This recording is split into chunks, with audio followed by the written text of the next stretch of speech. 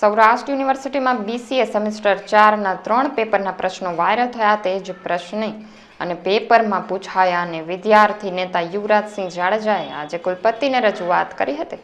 તો સાથોસાથ જ પ્રશ્નો વોટ્સએપ ગ્રુપમાં લીક કરનાર જય નામના વિદ્યાર્થીના મોબાઈલ નંબર સહિતની વિગતો કુલપતિને આપવામાં આવી છે અને કુલપતિની સાથે પોલીસ તંત્રને પણ સમગ્ર વિગતો આપવામાં આવી છે. જ્યારે યુવરાજસિંહે જણાવ્યું હતું કે આ સિસ્ટમેટિક સ્કેમ છે, જેમાં નેક્સસને પકડવું ખૂબ જરૂરી છે અને તે જ કોલેજોને પોતાનું પરિણામ ઊંચું આવે તે માટે આ પ્રકારે પ્રશ્નપત્ર વાયરલ કરતા હોય છે. આ પ્રકરણમાં જે કોલેજનું નામ આવે તે કોલેજને પ્રતિબંધિત કરવામાં આવે તેવી માંગ કરવામાં આવી રહી છે અને તેની સાથે જ FIR દાખલ કરવામાં આવે અને ગુનાહિત કૃત્ય કરનાર સામે દંડાત્મક પગલાં લેવામાં આવે તેવી માંગ કરાય છે. જોકે આ પ્રકરણમાં પોલીસ ફરિયાદ ક્યારે થશે તેનો જવાબ કુલપતિ આપી શક્યા ન હતા. ખાસ કરીને આજનો એટલે કે BCAની જે સેમેસ્ટર 4ની જે પરીક્ષા હતી તેને લઈને આજે અમે સૌરાષ્ટ્ર યુનિવર્સિટીના VCને મળ્યા છીએ.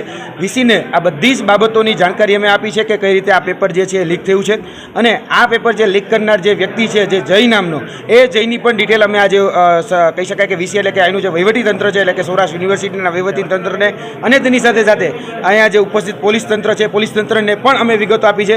કેમ કે આમાં આ જે સિસ્ટમેટિક સ્કેમ છે એ સિસ્ટમેટિક સ્કેમમાં જે નેક્સસ ચાલે છે એ નેક્સસને પકડવું ખૂબ જરૂરી છે અને આ નેક્સસને પકડવા માટે જે લોકો આ પ્રકારના સોશિયલ મીડિયા ઉપર કહી શકાય કે પોતાની કોલેજનું નામ ઊંચું આવે તો પોતાની કોલેજનું પરિણામ ઊંચું આવે એના માટે આ બધા જ પ્રશ્નપત્રો વાયરલ કરતા હોય એવું અમારું અનુમાન છે. એટલે આમાં નિષ્પક્ષ તપાસ થવી ખૂબ જરૂરી છે. અમે એ પણ માંગણી કરી છે કે જે પણ કોલેજનું નામ આવે એ કોલેજને પ્રતિબંધિત કરવામાં આવે અને તેની સાથે સાથે આમાં FIR દાખલ કરવામાં આવે. કેમ કે આમાં ગુનો છે, કારણ કે વિદ્યાર્થીઓના ભવિષ્ય સાથે ચેડા થયા છે. એટલે આ ગુનાહિત કૃત્ય જેને પણ કર્યું છે એની ઉપર દંડાત્મક અને સજાત્મક પગલાં લેવા ખૂબ જરૂરી છે. એ અમારી માંગણી આજે અમે મૂકી છે. જે 19/4/2024ના રોજ વિવિધ મીડિયા દ્વારા અમને આ માહિતી મળેલી છે.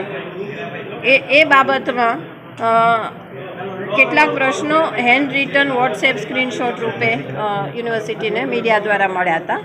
હવે સૌરાષ્ટ્ર યુનિવર્સિટી દ્વારા પરીક્ષા કેન્દ્રોને જે પ્રશ્નપત્રો મોકલવામાં આવેલ છે તે ટોટલી ઓટોમેટેડ સિસ્ટમ જનરેટેડ હોય છે, જે પરીક્ષા શરૂ થયાના 90 મિનિટ અગાઉ જ ડાઉનલોડ શક્ય બને છે.